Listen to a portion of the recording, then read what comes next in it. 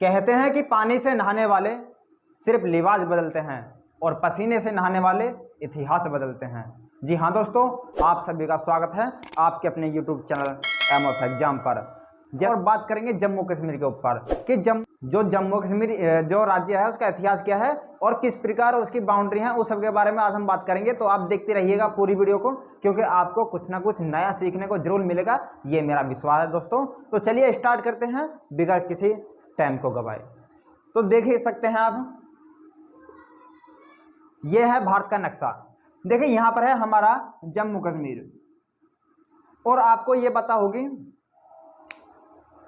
कि जब 1947 में भारत और पाकिस्तान अलग हुए या आज़ाद हुए कह सकते हैं, तो उस समय भारत का जो हिस्सा था ये जम्मू कश्मीर नहीं था। ये एक जो काउंट तो भारत में ही किया जाता था, लेकिन भारत से क्या था अलग।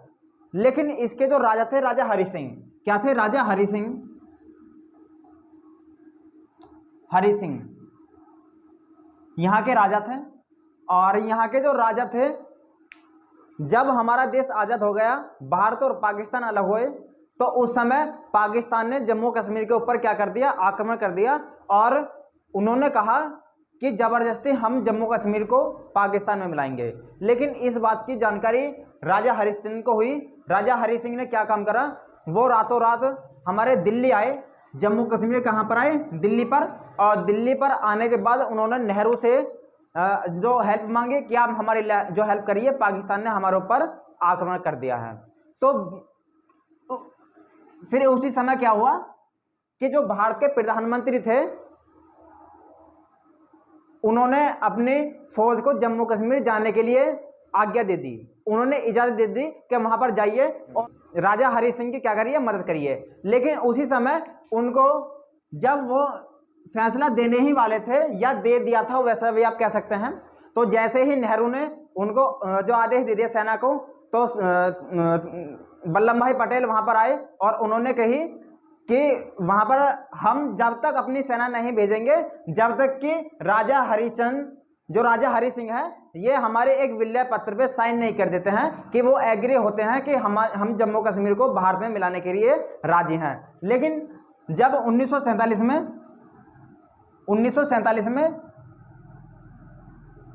राजा हरि सिंह अपने जम्मू कश्मीर लौट गए और वहां पर 1-2 दिन इंतजार किया। फिर उन्होंने देखा कि जब पाकिस्तान उनके ऊपर बढ़ता ही जा रहा है, तो उन्होंने क्या काम करा?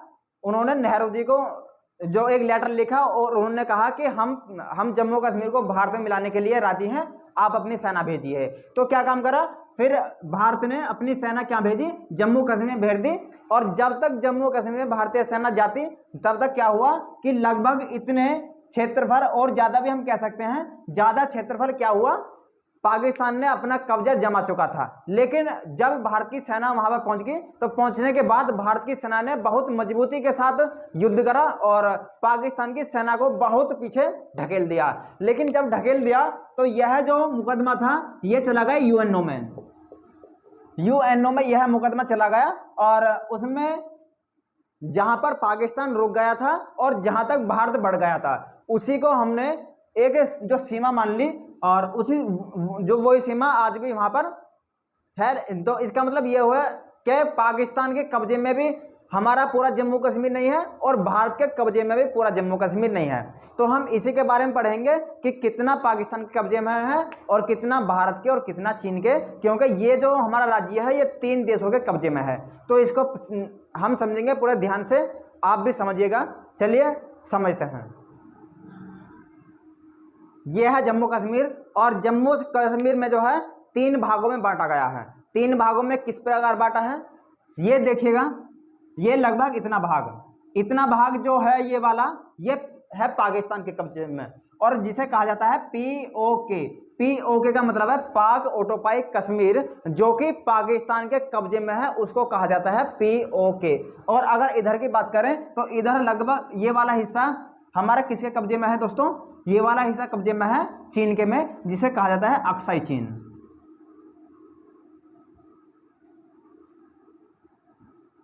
चीन। तो पीओके और अक्साई चीन का जो हिस्सा दोनों को काट दिया जाए तो भारत के पास ये वाला हिस्सा बचता है। तो अगर बात करें कि पाकिस्तान के कब्जे में कितना परसेंट है, तो 30% तो है पाक के कब्जे में और 10% है चीन के कब्जे में। बाकी जो बचा हुआ है वो आप बता सकते हैं कि 30 और 10 कितना आ गया 40, और 100 में से 40 घटाएंगे तो 60% भारत के कब्जे में है इस समय जो जम्मू कश्मीर। तो जम्मू कश्मीर जो कब्जे में है, यहाँ के लोग क्या कहते हैं, जो यूएनओ मुकदमा है, पाकिस्तान कहता है कि जम्मू कश्मीर के लोग जो हैं वो भारत में मिलने के लिए राजी नहीं है, और जबकि भारत कहता है कि वहाँ के लोगों को कोई भी परेशानी नहीं है भारत में मिलने से। लेकिन इसी के ऊपर मुकदमा चला हुआ है यूएनओ में, और यूएनओ में ये मुकदमा नहीं तो सोल्व हुआ है, नहीं सोल्व होगा, क्योंकि यूएनओ किसी भी केस को कंप्लीट नहीं करती है, वो लटका देती है। चलिए दोस्तों, तो क्या हुआ था, जो पीओके 30% है और अक्साई चीन है 10%। यहाँ पर एक है कश्मीर। कश्मीर जो शहर है वो दोस्तों ऊपर है। कहाँ पर है, कश्मीर है शहर ऊपर, और इसी कश्मीर के लोग कहते हैं, यही लोग हमसे नाराज हैं और यही लोग कहते हैं कि हम भारत में नहीं मिलेंगे। लेकिन और जो बचा हुआ जम्मू कश्मीर है, जो इधर लद्दाख है और इधर जो जम्मू है और जो इधर कश्मीर है, तो लद्दाख और जम्मू के लोग भारत में मिलने के लिए राजी हैं, लेकिन कश्मीर के लोग ये पत्थरबाजी वगैरह करते रहते हैं। एक जो इन लोगों को पाकिस्तान जो बहकाता है और उछालता है, इसी कारण से वो क्या करते हैं दोस्तों, यहाँ पर पत्थरबाजी करते रहते हैं। लेकिन अब क्या हुआ है 2019 में क्या हुआ दोस्तों, उसे समझिएगा। 2019 में जो है हमने इस राज्य को राज्य ना रहकर इसको बना दिया केंद्र शासित प्रदेश। क्या बना दिया दोस्तों, केंद्र शासित प्रदेश, और इसको हमने 2 भागों में बांट दिया। कौन कौन से 2 भाग हैं वो, एक तो है हमारा लद्दाख और एक है जम्मू और कश्मीर। जम्मू और कश्मीर। अब आप समझिएगा कि जो हमारा जो कश्मीर था कायदे में, वो अब कश्मीर ही नहीं रहा। कश्मीर को हमने बांट दिया 2 भागों में, लद्दाख और जम्मू कश्मीर। और इधर भी अगर बात करें तो इधर भी दोस्तों असल में ये ऐसे बटा हुआ है। तो ये जो पहले कश्मीर था वो अब लद्दाख बन गया है। तो इसका फायदा हमें ये होगा, इसका फायदा क्या होगा दोस्तों, कि जब यूएनओ से कोई भी टीम आएगी भारत में ये इंक्वायरी करने कि क्या जो जम्मू कश्मीर के लोग भारत में मिलने के लिए राजी हैं या नहीं, तो उनको ले जाया जाएगा कहाँ पर, जम्मू कश्मीर में। जबकि असली जम्मू तो यहाँ था, कश्मीर असली कश्मीर तो यहाँ था, लेकिन अब वो कश्मीर ना रहकर अब बन गया है लद्दाख। तो लद्दाख जो है केस तो है जो कश्मीर के ऊपर, तो उनको ले जाया जाएगा इस वाले इलाके में। जब इस वाले इलाके में उनको लोगों से मिलवाया जाएगा, तो वहां पर लोग कह देंगे कि हम भारत में मिलने के लिए राजी हैं, क्योंकि यहाँ के लोग पहले भी राजी थे और आज भी राजी हैं। अगर राजी नहीं है तो वो हैं कश्मीर के लोग, जो कि अब कश्मीर नहीं रहा, वो बन गया है लद्दाख। समझिएगा इस बात को ध्यान से। तो यहाँ पर क्या होगा दोस्तों कि यहाँ के लोगों से मिलवाया जाएगा, तो वो लोग कह देंगे कि हम भारत में मिलने के लिए राजी हैं, लेकिन पाकिस्तान कहेगा कि इन लोगों से नहीं बूझिए, आप बूझिए कश्मीर के लोगों से।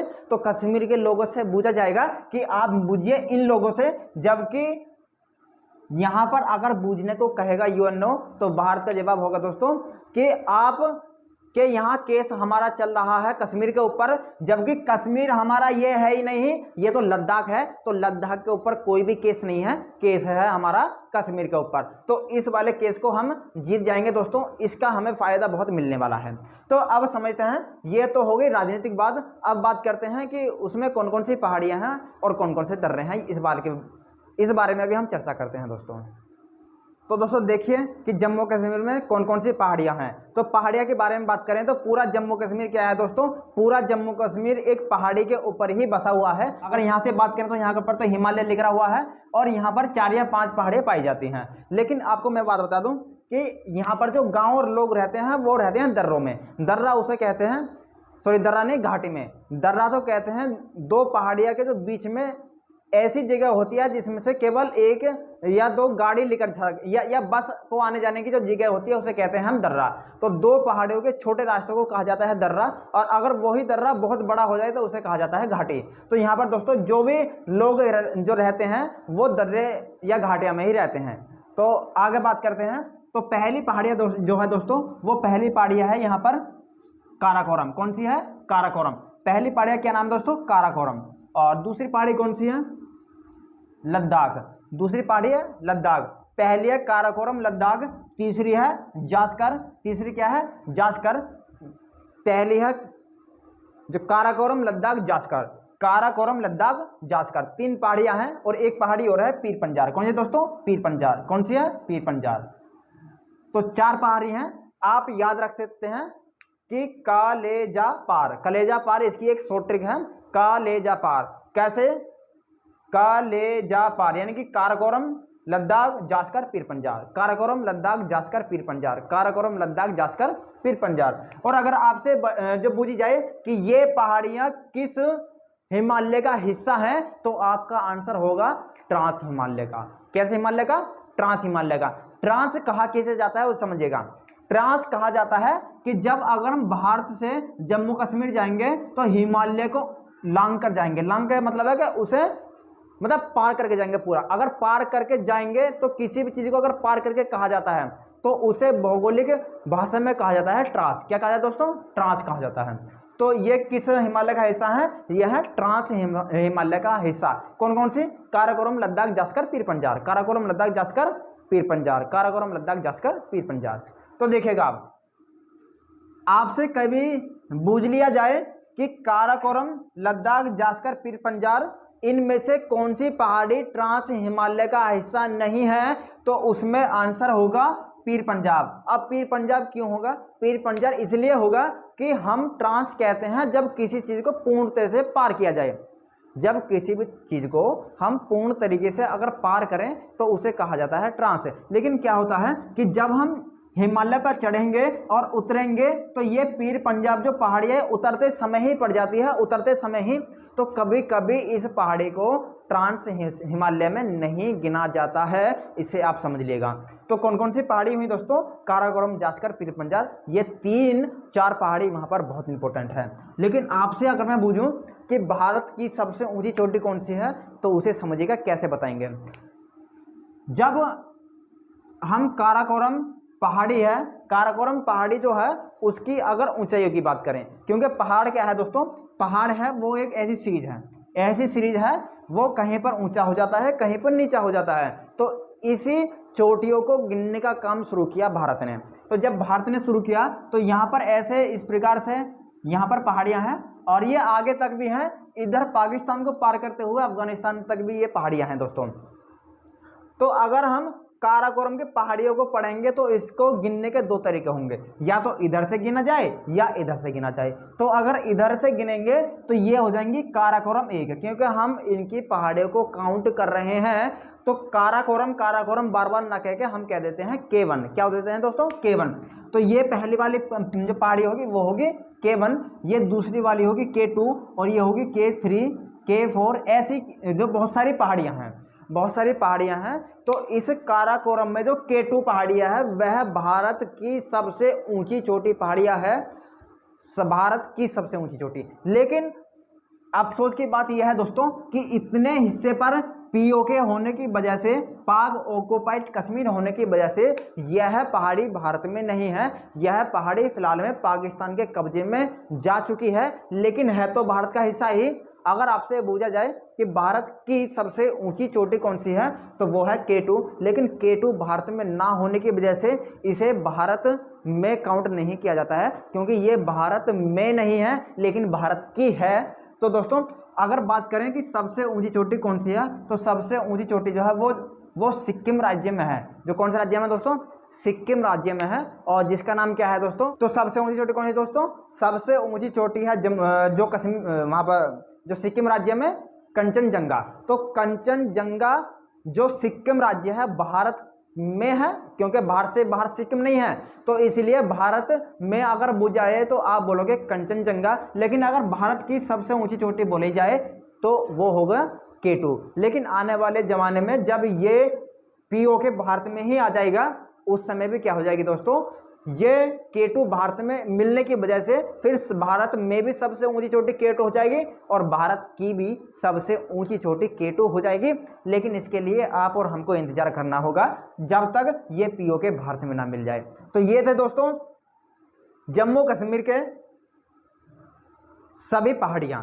और इनसे अलग पहाड़ी आपसे बूझी नहीं जाएगी। आपको पता होगा कि ये सबली पहाड़ियाँ ट्रांस हिमालय का हिस्सा हैं, और ट्रांस उससे कहा जाता है जब किसी भी चीज़ को लांघकर आगे जो हम भेजा जाते हैं। तो दोस्तों मुझे उम्मीद है कि आपको ये पूरी चीज़ें समझ में आई होंगी, और आगे और भी जानकारी मुझे आपको देनी थी, लेकिन दोस्तों एक वीडियो में ये नामुमकिन है क्योंकि वीडियो बहुत लंबी हो जाती है।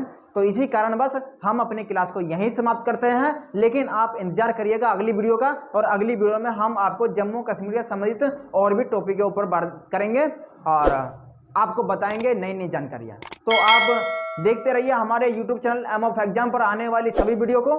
तो मिलते हैं आपसे अगली वीडियो में, तब तक के लिए नमस्कार, जय हिंद।